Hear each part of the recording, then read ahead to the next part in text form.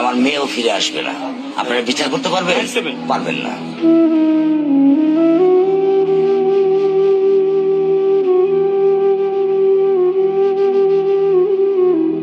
আদরের মেয়েকে হারিয়ে বাবার কণ্ঠে অসহায়ত্বের বহিঃপ্রকাশ। বিচার ব্যবস্থার প্রতি কতটা আস্থা হারালে এমন ক্ষোভ প্রকাশ করেন সন্তানহারা বাবা। এটা বড় যুবক 15 দিন, এরপর আরেকটা বড় কোনো ঘটনা পড়বে, এটা ধার তলে চলে যাবে, শেষ। মঙ্গলবার পল্লবীর ভাড়া বাসায় প্রতিবেশীর নির্মম পাশবিকতার বলি হয় 7 বছরের রামিসা। ঘটনার পর স্ত্রীর সহায়তায় বাসা থেকে পালালেও শেষ রক্ষা হয়নি ঘাতক সোহেল রানার। নারায়ণগঞ্জের ফতুল্লা থেকে গ্রেপ্তার করা হয় তাকে। বুধবার দুপুরে ঢাকার চিফ মেট্রোপলিটন ম্যাজিস্ট্রেট আমিনুল ইসলামের আদালতে আসামি সোহেল স্বেচ্ছায় জবানবন্দি দিতে চাওয়ায় তার রেকর্ডের জন্য আবেদন করেন তদন্ত কর্মকর্তা।